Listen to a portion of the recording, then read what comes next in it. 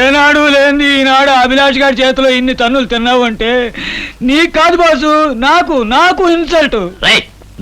అది కాదు బాసు, మీరు ఎన్నో గోండా పనులు చేసినప్పుడు కానీ, దేశానికి ఎసరు పెట్టే పనులు చేసినప్పుడు కానీ ఇన్ని తన్నులు తినలేదే. ఆఫ్టర్ ఆల్ ఒక ఆడదాని కోసం ఇన్ని తన్నులు తినేసి ఇలా మంచానికి అంటుకుపోవడం చూస్తుంటే. నువ్వు మళ్ళీ నోరెత్తావంటే పళ్ళు రాలగొడతాను. నా ప్రెస్టేజీ మీద దెబ్బ కొట్టిన అభిలాష్ గారిని అంతం చేసి రాధికను నా సొంతం చేసుకునే వరకు నాకు మనశ్శాంతి లేదు. ఇంతలా ఒళ్ళు హోనం అయిపోయినా ఇంకా నువ్వు శబదాలు చేస్తున్నావు అంటే కొడ్డమవసనట్టు పుట్టేవండి బాసు. నేను ఎప్పుడు పుట్టానని కాదురా లుచ్చా, ఆ బచ్చాగాడు ఎప్పుడు చస్తాడో నువ్వు తొందరలోనే తెలుసు. వాడు ఎప్పుడు ఎక్కడ తిరుగుతుంటాడో కన్నేసి. Okay boss. మరేం ప్రమాదం లేదు కదా doctor? Nothing to worry sir, మామూలు గాయమే. కాకపోతే కాస్త బ్లడ్ ఎక్కువగా పోయింది. 2 రోజులు రెస్ట్ తీసుకుంటే he will be all right. వస్తానండి. Thank you. నమస్తే. ఏమిటో సరదాగా గడుపుతారు కదా అని గార్డెన్కి పంపిస్తే గాయాలతో తిరిగి వచ్చావా? అసలు ఇంతకీ దెబ్బలా తగ్గింది బాబు? బాత్రూంలో కాజారి పడ్డానండి.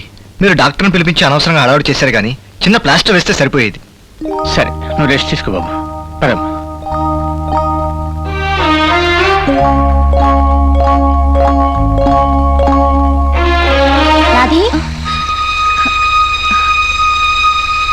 అక్కడ డాక్టర్ అభిలాష్ గాయాన్ని కట్టుకడుతుంటే నువ్వు ఇక్కడ ఒంటరిగా ఏం చేస్తున్నావే? బాగుంది. అక్కడికి వచ్చి నేనేం చేస్తాను? ఆ దెబ్బ నీ వల్లే తగిలింది కాబట్టి నిన్న విషయం అడుగుతాను, నిజం చెప్తావా? ఏమిటి? అతనికి ఆ దెబ్బ ఎలా తగిలిందని నేను గార్డెన్లో అడిగితే ఎక్కడో జారి పడ్డానని అక్కడ చెప్పాడు. ఇప్పుడు డాడీ అడిగితే బాత్రూంలో కాలు జారి పడ్డానంటున్నాడు. ఇందులో ఏది నిజం, ఏది నిజం కాదని నాకు తెలుసు. చెప్పు, అతనికి ఆ దెబ్బ ఎలా తగిలిందే? సరే, నాకు చెప్పకూడదనుకుంటే చెప్పక్కర్లేదనుకో. అదేమిట కాలంట? ఆ తోటలో ఎవరో రౌడీ నన్ను అల్లరి చేయబోతుంటే అభిలాష్ వాడితో ఫైట్ చేసి నిన్ను రక్షించాడు. ఆ రక్షించడంలో తల గాయం తగిలింది. దట్ మీన్స్ అతనికి నువ్వంటే చాలా ఇష్టం అని అర్థం అవుతుంది కదా అక్క. ఎంత ఇష్టం లేకపోతే నీ కోసం ప్రాణాలకు తెగించి ఆ రౌడీతో ఫైట్ చేస్తాడంటావు?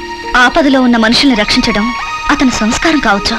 ఆఫ్ కోర్స్, కానీ ఆపదలో ఉన్న ప్రతి మనిషిని ఇలాగే రక్షిస్తాడా అని ఎంతో కొంత నీ మీద ప్రత్యేకమైన అభిమానం లేకపోతే. రాధిక, బాబాయ్ పిలుస్తున్నారా? నేను వెళ్తాను.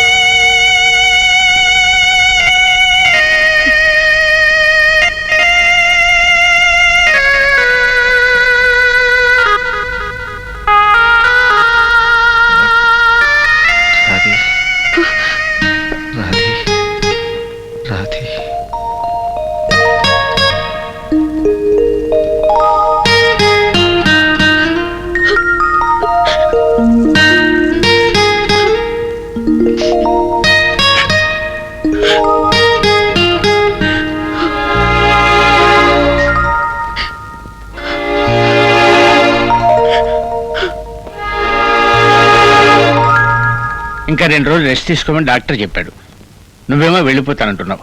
ఏమిటిది బాబు? రోజుల తరబడి బెడ్ రెస్ట్ తీసుకోవడం నా పాలసీకి విరుద్ధం అండి. పైగా అవతల నా ఆఫీస్ వర్క్ అంతా manager cup చెప్పొచ్చాను.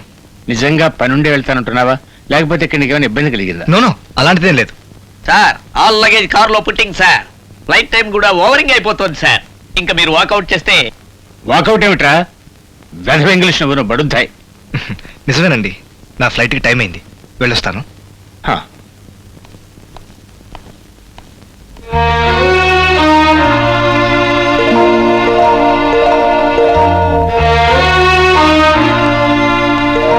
Hello Abhi, how are you? Fine daddy. అరే, మొహానికి ప్లాస్టర్ ఏమిటి? ఏం లేదు, ఐఎమ్ ఆల్ రైట్. లేదు బాబు, నువ్వేదో దాస్తున్నావు. ఏమైందో చెప్పు బాబు. ఇక్కడ కూడా నువ్వు చలాకీగా లేవని రఘుపతి ఫోన్ చేసి చెప్పాడు. Tell me what's wrong? ఏం లేదని చెప్పానుగా. ఏమండి, అక్కడ ఏదైనా జరిగిందంటారా? ఏం జరగడానికి అవకాశం లేదే. Let's wait and see.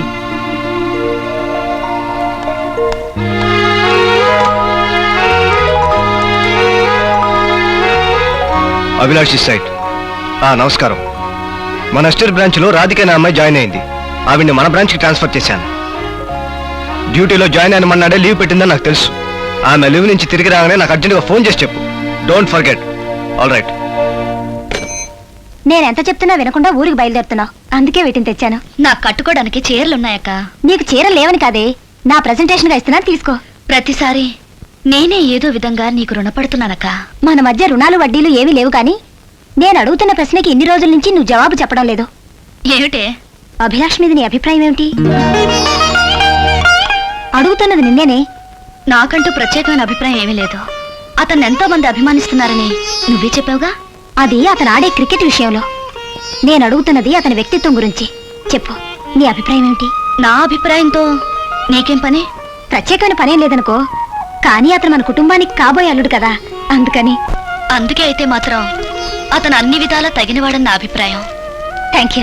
Time అయిందమ్మా. వస్తున్నా బాబాయ్. నువ్వు కూడా మా ఊరు వస్తే నేను చాలా సంతోషిస్తానక్క. ఎప్పుడొస్తా? మీ ఊరు రావాల్సిన అవసరం నిజానికి నాకు ఇప్పట్లో లేదు, కానీ నువ్వు వచ్చాక నేను మీ ఊరు రాక తప్పేటట్లేదు. తప్పకుండా వస్తాను, నువ్వు బయలుదేరు. Thank you.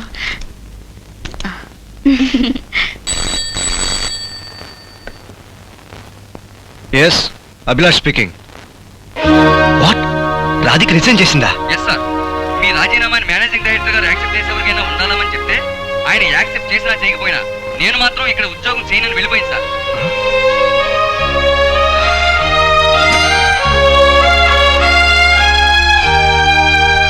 ఈ పూటైనా భోంచేయండి బాబు.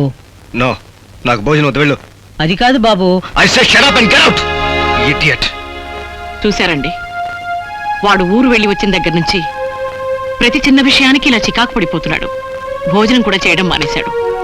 వాడు ఇలాగే ఉంటే ఏమైపోతాడోనని నాకు భయంగా ఉందండి. మీరే మరీ అవ్వకండి, ఆ విషయం నాకు వదిలేయండి, నేను చూస్తాగా.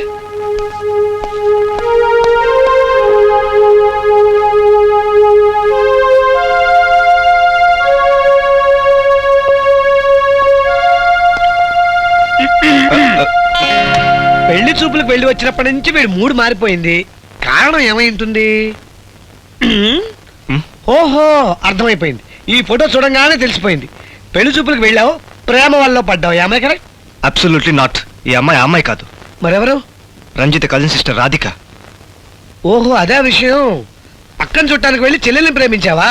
ఈసారి చెల్లెల్ని చుట్టానికి వెళ్ళి అక్కని ప్రేమించు, ప్రాబ్లం సాల్వ్ అయిపోతుంది. ఒరే, వేళకోళం కాదురా. ఈ సమస్యను ఎలా పరిష్కరించాలో తెలియటం లేదు. చూడు అభిలాష్, సమస్య అనేది ఒక నాగుపాము లాంటిది. పిరికి వాళ్ళు దాన్ని చూసి పారిపోతారు, భక్తులు దాన్ని పాలు పోసి కాకపడతారు, తెలియగల వాళ్ళు దాన్ని నాగిన పాట పాడి డాన్స్ చేయిస్తారు. నాది మూడో కేటగిరీ. నీ సమస్యను నేను ఎలా డాన్స్ చేయిస్తానో చూడు.